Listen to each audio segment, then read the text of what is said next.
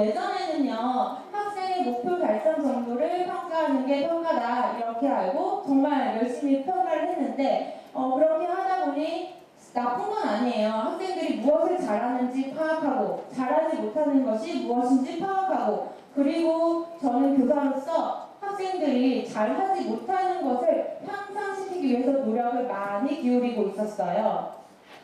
그런데 과정 수신 평가로 이렇게 변화를 주다 보니 목표 달성을 위한 노력과 성취 정도를 동시에 파악하고자 노력을 하고 있었고, 실제 잘하는 것과 못하는 것이 있으면 잘하는 것, 그리고 학생이 할 수 있는 것을 토대로 다음 단계에 수행할 수 있는 것들을 과제로 제시하고 있었어요. 그 못하는 것이 기초학습과 관련된 것이 아니라면 충분히 학생 자신의 나름의 장점을 가지고 커버할 수 있다는 사실을 알게 되었습니다. 그래서 학생들을 바라볼 때 조금 더 긍정적인 면을 많이 보려고 노력을 하기 시작했습니다. 그랬더니 이런 게 나오게 됐어요. 평가의 변화를 조금 주었더니 학생에 대한 교사의 관점이 좀 변하고, 그랬더니 학생들이 자존감이 올라가기 시작하는 거예요. 내가 이걸 못해, 이게 아니라 난 이건 잘할 수 있어, 너는 그걸 잘하지만 난 이거 잘해, 이런 식으로 하다 보니까 학생이 변화하고 성장하고 교실 전체가 변화하고 있다는 것을 느끼게 되었습니다. 어떻게 변화했는지는 계속 사례 발표로 들려드리겠습니다.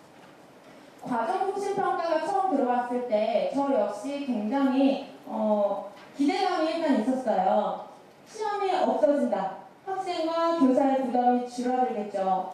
그리고 교실에서 가르친 것을 평가할 수 있기 때문에 동시에 평가의 타당도도 획득할 수 있겠다라는 기대감이 있었어요. 하지만 어떤 변화가 있으면 어려움도 같이 있는 법이죠. 객관적으로 채점을 어떻게 할 거냐, 그리고 학급의 모든 학생들, 25명이나 되는 학생들에게 적시의 피드백을 어떻게 제공할 것인가 라고 하는 것에 대한 어려움을 생각을 했습니다. 그리고 또 한 가지 의문이 있었어요. 그러면 기존에 했던 수행평가랑 과정 수신평가는 과연 무엇이 차이점이 있는가? 이거는 이제 여러 선생님께 여쭤봤더니 그 계열이 다르더라고요. 과정 수행평가 안에 수행평가라는 한 방법이 있다 이렇게 설명을 해주셨는데, 요즘은 그거에 대해서 또 이해를 하고 있는 상황이고, 그리고 두 번째, 성장 정도의 평가와 우리 평을 쓰잖아요. 그리고 세계 속도, 잘함, 보통, 노력과 보통 이렇게 세계 속도가 나가는데 그 사이에서 오는 괴리감을 어떻게 채워넣을 것인가, 그거에 대한 고민도 좀 있고, 그리고 중요한 거 평가의 신뢰성을 어떻게 확보해야 되나, 그거에 대한 의문도 있었고, 그리고 결과적으로 수행평가를 했을 때와 과정수신평가를 했을 때랑 뭐가 달라지냐, 이거에 대한 의문점이 들기 시작했습니다. 그런데 지금도 고민이긴 하지만 마지막 의문에 대한 내용은 제가 직접 실행해보면서 조금씩 변화하는 것을 느끼고 있기 때문에 그것을 좀 설명을 드리려고 합니다. 그래서 과정수신평가 연수들을 많이 들었거든요. 그래서 위에 지금 나온 저 학습 목표와 연관된다, 고쳐서 사고력을 평가해야 된다, 이런 내용들은 과정수신평가 관련 연수에서 계속 얘기하는 과제나 평가의 조건들이었고, 제 나름대로 찾은 것은 이 두 가지였어요. 실평가 장면은 학생들의 실제 상황과 많이 반영이 되면 참 좋겠다. 동기부여가 잘 되기 때문에. 그리고 두 번째, 학생의 특성을 고려한 과정 수신 평가가 다양한 방법으로 이루어져야겠구나 라는 생각을 하게 되었습니다. 조금 돌아가 보면 NLCS 제주에 제가 4개월 동안 다녀왔어요. 그래서 학교에 대한 설명 내지 교육활동에 대한 것은 지금 발표 원고에 제가 나름대로 정리했기 때문에 관심 있으신 선생님들은 한 번씩 보시고, 제가 지금 포커스를 두고 싶은 부분은 평가가 어떻게 되어 있고 그 평가를 어떻게 적용했느냐를 말씀드리고 싶어서 그 부분을 건너뛰도록 하겠습니다. 일단 NLCS 제주의 평가는요, PTE, PTM이라는 평가가 있는데요. 저거는 우리식으로 말하면 진단평가 같은 거고요. 어느 한 회사에서 만들어낸 표준화된 검사 같은 평가예요. 그래서 학년 초에 그리고 학년 말에 2번 실시를 하고, 그리고 영어, 그러니까 우리는 국어, 수학 보듯이 거기는 모국어인 영어, 수학 이렇게 해서 온라인 시험을 치게 됩니다. 영어는요, 저기 나오는 것처럼 사진에서 보시는 것처럼 뭐 접속사 찾기나 빈칸 메우기나 이런 식으로 되게 우리가 생각하는 객관식 평가로 생각하시면 되고, 수학도 마찬가지예요. 뭐 미지수 찾기, 시간 맞추기, 그다음에 문장제 문제 이런 것들이 나와 있었고, 이거에 대한 결과가 일단 맞은 개수, 그다음에 뭐 스페인어인 점수, 그리고 이 PTM은요, 전 세계의 국제학교에 다니는 학생들이 보는 시험이기 때문에 각 학교마다의 레벨 내지 그 전 세계의 국제학교를 다니는 학생들 중에 내가 몇 퍼센트에 있는지 이런 거, 그리고 지금 내 학급 내에 나의 순위 이런 것들이 아주 자세하게 진단해서 나오고 있었습니다. 그리고 이것을 토대로 우리가 얘기하는 부진화지도 이런 것도 이루어지고 있었습니다. 제가 조금 더 포커스를 둔 곳은 과정 중심이니까 수업 시간에 어떻게 평가가 되나 그거에 대해서 좀 살펴봤었는데, 여기는 공책 정리를 굉장히 중요하게 여겨서 과목마다 노트북이라고 하는데 교과서 같이 과목마다 공책들이 다 있습니다. 그래서 학부모 상담을 하더라도 그 공책을 보여주면서 학생이 어떻게 수업에 참여하고 있는지 상담을 하는 그런 형식이었는데, 수업 중에 이루어지는 모든 활동은 평가로 귀결되는 상황이었고, 앞서 선생님들이 계속 얘기하셨던 것처럼 NSS도 마찬가지 학생들이 공책 정리를 하고 교사는 그것을 매일매일 검사하는 시스템이었습니다. 그리고 잘한 점, 고칠 점 이런 것과 함께 다음 단계에서 뭘 해야 되는지 구체적으로 제시하고 안내하는 것을 볼 수가 있었습니다. 이건요 6학년 수업에서 있었던 건데요. 우리랑 거의 비슷해요. 여기서는 셰익스피어를 하나의 토픽으로 잡고 이제 연극도 하고 토론도 해보고, 그 다음에 여기는 셰익스피어처럼 시를 써보자 이런 단계였는데, 그 처음에 마인드맵을 그리고 그 다음에 시를 쓰는데 피드백을요 엄청 많이 하는 거예요. 만약에 제가 만약에 이런 시 쓰기를 한다고 하면 불과 한 3차시, 4차시 정도면 끝냈을 것 같은데, 이 친구들은요 시를 쓰고 선생님의 피드백을 받고 고치고 이 작업을요 아주 오랜 시간을 했어요. 그래서 저렇게 10월을 완성하는데 거의 한 달 정도의 시간을 소요했습니다. 물론 사이사이 다른 활동도 했겠지만 제가 생각했던 것보다 더 많은 시간을 할애를 하고 있었습니다. 그리고 평가 결과는요, 우리랑 거의 비슷하게 학기마다 NLCS 제주는 3학기 체제거든요. 그래서 학기마다 이제 서술하는 방식으로 평가 결과를 안내를 하는데, 마지막 학년 말에서는 조금 더 자세하게 평어를 써서 내보내고 있었고, 아까 계속 얘기가 나왔는데 학생의 장점과 특성, 그리고 다음 단계에서 무엇을 하면 좋을지에 포커스를 많이 맞춰서 안내를 하고 있었습니다. 그리고 학생이 스스로 배운 내용을 돌아볼 수 있게 리플렉션 저널 같은 걸 쓰는데, 내가 무엇을 배웠는지, 내가 못했는데 잘하게 된 것, 앞으로 더 잘하고 싶은 것, 그리고 지금 개발하려고 노력 중인 것, 이런 것들을 자세하게 써서 리포트와 같이 가정으로 보내고 있었습니다. 그래서 제가 그냥 여기서 끝나면 안 될 것 같아서 다시 이제 우리 학교에 돌아와서, 그리고 원래는 2학년을 맡았었거든요. 그래서 2학년 학생들에게 한번 해봐야겠다라고 생각했는데, 마침 겪은 일을 가지고 시나 노래나 이야기로 표현한다 이런 게 있는 거예요. 그래서 사실 재구성을 하면 굉장히 좋았겠지만 일단은 교과서 안에 있는 걸 한번 과정 중심으로 풀어가보자 라는 생각을 해서 한번 해봤습니다. 제일 처음에 교과서 그대로예요. 경험을 떠올리고 자신의 경험을 정리하라고 했었고, 여기까지는 그냥 노멀한 그런 수업이었고, 경험을 정리하는데 저는 이때 소감을 좀 더 자세하게 느낌을 더 많이 쓰라고 했었습니다. 그리고 그걸 가지고 시로 표현을 하라고 했는데, 제가 좀 아쉬운 건 지금 이 작업을요 학생들 1대1로 몇 번을 왔다 갔다 했었거든요. 근데 2학년 애들 특성상 제가 틀린 게 아니고 고친 거니까 좀 놔둬봐 이렇게 했더니 완전 빡빡 밀어가지고 나중에 글씨가 교과서가 하얗게 될 정도로 지우개로 계속 미는 거죠. 그래서 잘 보이진 않는데 하여튼 학생 한 명 한 명 적어도 2번 이렇게 모아낸 애들은 5번 이렇게 해서 피드백을 줬는데요. 신기한 건 뭐였냐면 전 처음에 이런 수업을 할 때 생각한 게 좀 글자도 잘 모르고 조금 느린 친구들 있잖아요. 그 친구들한테 많이 피드백을 주고 잘하는 친구는 한두 번에 넘어갈 거라고 생각했거든요. 근데 그게 아니더라고요. 그게 잘하는 친구는 새로운 표현을 계속 생각해서 오니 한 5번 정도 계속 봐주기도 하고 오히려 조금 저 친구는 많이 할 것 같아 라고 했던 친구도 그 친구는 이제 친구들 거 슬쩍슬쩍 보면서 자기 나름대로 막 써가지고 오는 거죠. 그러니까 결국에는 학생들 특성에 맞게 피드백을 주고 있다라는 것을 좀 알게 되었습니다. 그리고 나서 이렇게 시화로 완성을 했어요. 그림도 그리고 시도 쓰고 이렇게 해가지고 완성을 해서 발표를 했는데 학생들의 반응이 정말 좀 재밌고 괜찮았습니다. 일단 학생들 대부분이 시쓰기에 자신감이 생겼다고 했습니다. 너무 뿌듯했는데 근데 2번째 보세요. 자기가 이렇게 시를 잘 쓸 줄 몰랐대요. 근데 어쨌든 시쓰기에 대한 자신감이 올라가는 것 같아서 얘네가 뭔가 배웠구나라는 생각이 조금씩 들기 시작했는데 정말 신기했던 건 뭐냐면요.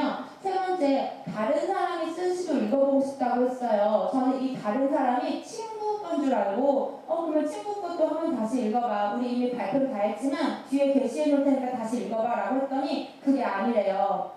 어른들이 쓴 시를 보고 싶다는 거예요. 그래서 얘네들이 25명 전부는 아니었어요. 사실 그렇잖아요. 그런데 도서관에 가서 동시집을 빌려오기 시작하는 거예요. 그리고 한 명 한 명 읽기 시작하니 너도 나도 읽기 시작을 하는 겁니다. 그리고 시를 쓰는 게 어렵지 않다라는 거. 그리고 아무래도 2학년들이 모델링의 욕구가 굉장히 강한 학생들이다 보니까 다른 시도 써보고 싶고 다음에는 우리 반에 어떤 애들은 잘하는 애들 있잖아요. 그래서 그런 친구처럼 자기도 잘하고 싶다. 이런 반응들을 보여주기 시작을 했습니다. 그래서 제가 살펴본 관찰 내용과 앞으로 하면 이런 점을 바꿔야겠다라고 생각했던 것들은 요거예요. 아까 말씀드렸듯이 도서관에 애들이 먼저 가게끔 갔던 그런 행동들 이런 것들이 있었고 그 다음에 연하고 행을 알려주지 않았는데 애들이 그러면 이야기랑 시랑 나 구분할 줄 안다? 이렇게 얘기를 하면서 얘기를 하기 시작하는 거예요. 그러면서 어떤 애는 또 그새 배워와가지고는 연이 뭐고 행이 뭐야 이렇게 막 얘기를 하기 시작하는 거죠. 그러면 수업 시간에 제가 의도하진 않았지만 학생이 얘기하는 것에 대해서는 반응을 해야 되잖아요. 그렇게 해서 또 얘기해주면 막 애들이 우리 되게 어려운 거 알기 시작했다고 좋아하기도 하고요. 그 다음에 제가 좀 뿌듯했던 거는 3번째, 학생들이요 맞춤법에 맞게 쓰려고 노력을 하기 시작했다는 거예요. 그래서 그 맞춤법을 자꾸 틀리는 학생들은 이거 어떻게 써요? 저거 어떻게 써요? 이러면서 자꾸 확인을 하기 시작을 했습니다. 그리고 제가 한 번 더 이런 수업을 한다면 반영하고 싶은 게 교사의 1대1 피드백 전에 학생들이 서로 피드백을 좀 주고받았으면 좋겠다. 이게 저 혼자 하니까 결국에는 제 생각이 많이 들어가는 시들이 있는 거죠. 그래서 학생들이 아이디어를 좀 공유했으면 좋겠다는 것과 그 다음에 퇴고의 과정을 좀 이렇게 포트폴리오화 시키면 좋겠다. 그리고 다른 장르의 글쓰기에도 적용하면 좋겠다라는 생각을 좀 했습니다. 이런 것뿐만 아니라 수업 전체적인 변화가 일기 시작을 했어요. 이거는 가을, 겨울, 그러니까 슬기원생활 파티에서 있었던 건데요. 저희가 그 성취, 평가 계획을 세우고 성취 기준을 살펴보니 이런 계열이 있더라고요. 동네 탐험을 하고 보고서를 쓰기. 그 다음에 2번째는 가고 싶은 나라를 조사하기. 그 다음 3번째는 겨울잠과 좋아하는 동물 조사하기. 이런 식의 역량으로 따지면 지식정보 처리 역량으로 묶을 수 있는 것이 있었어요. 그래서 이걸 가지고 저는 수업을 좀 늘려서 진행을 해봤는데요. 일단 1번째 동네 탐험에서는 직접 경험하고 그 내용을 쓰게끔 해봤고요. 그 다음 2번째 가고 싶은 나라 조사하기 할 때는요. 제가 미리 다 키워드를 제공을 했거든요. 키워드를 제공하기 전에 한번 찾아보고 학생들이 이해할 수 있는 텍스트가 나오는지 확인을 한 후에 그리고 키워드를 제공을 해서 읽고 자기의 언어로 다시 정리하게끔 했습니다. 그리고 세 번째는 자신이 필요한 정보를 찾아서 직접 한번 검색을 하고 정리를 해봐라. 이렇게 진행을 해봤는데요. 그 내용은 이렇게 되어 있습니다. 일단 지금은요 성취 기준이 동네의 모습을 관찰하고 그림으로 그려 설명하는 거였어요. 그래서 처음에 교사와 함께 계획도 세우고 탐험 내용을 정리해서 그림으로도 나타내고 그 다음에 탐험 결과랑 그 다음에 소감도 나누고 그 다음에 그것을 모둠별로 신문을 만들어서 학생들끼리 공유하는 자리를 가졌고요. 그 다음에 두 번째로는 다른 나라의 노래, 춤, 놀이를 조사한다 라는 성취 기준을 가지고 이렇게 했습니다. 학습지를 만들고 아까 키워드 주었다고 했잖아요. 그래서 키워드를 가지고 이제 학생들이 직접 조사를 하고 그 다음에 그 내용을 정리해서 일일이 전부 다 발표하는 시간을 가졌어요. 궁금하신 게 있을 거예요. 분명히 글도 잘 못 쓰는 친구도 있을 텐데 어떻게 했냐. 그래서 검색을 잘 못하고 잘 정리 못하는 친구들도 분명히 있었습니다. 그런 친구들은요, 제가 그냥 친구들 발표를 들으면서 너네가 이해한 만큼만 한번 써봐 라고 했더니 처음에는 좀 쭈뼛쭈뼛하고 하던 애들이 결국에는 뭐라도 써서 내긴 하더라고요. 그 다음에 물론 이 과정에서 지금 전부 다 생략이 되긴 했지만 피드백을 계속 지속적으로 주기도 했습니다. 저희 컴퓨터실에 가서 검색을 하잖아요. 그럼 돌아다니면서 무엇을 검색하고 있고 어떻게 쓰고 있고 혹시 이해가 안 되는데 받아쓰기 하는 친구는 없는지 그런 걸 지속적으로 살펴보면서 이해하는 정도를 직접 물어보고 대답을 하라고 하고 그렇게 해서 제가 계속 이해도를 점검을 했습니다. 그 다음에는요, 동물의 겨울나기 모습을 살펴보고 좋아하는 동물의 특성을 탐구한다인데요. 여기서는 직접 자기가 원하는 궁금한 질문을 먼저 좀 쓰고 그 다음에 그거에 대한 답을 좀 찾아봐라 라고 했어요. 그리고 나서 겨울잠이 뭔지 너희들의 언어로 정리를 해봐라 이렇게 했더니 대부분의 학생들이 스스로 질문을 던지고 검색을 했고요. 답을 찾지 못한 학생들은 다른 친구들 발표를 들으면서 다시 정리도 하고요. 그런데 신기한 건 뭐냐면 겨울잠과 관련돼서 어려운 단어들을 애들이 이제 캐치를 하기 시작하는 겁니다. 2학년 교실에서 세상에 동면이란 이러고 발표를 시작하기도 하고요. 그 다음에 변온동물 아시잖아요. 변온동물이 동면을 한다 이런 걸 가지고 애들이 거북이도 그런 변온동물이에요 라든지 그렇기 때문에 거북이가 잠을 자네요 라든지 이런 추측을 하기 시작을 한 거예요. 그래서 아주 깊이 있게 설명을 하진 않았지만 어느 정도 이제 학생들한테 겨울잠에 대해서 과학적으로 설명을 해줄 수 있는 기회도 있었습니다. 그리고 학생들이 아까와 마찬가지로 도서관에 가서 막 생물, 동물 대백과 이런 것들 찾아가기도 하고요. 한 번은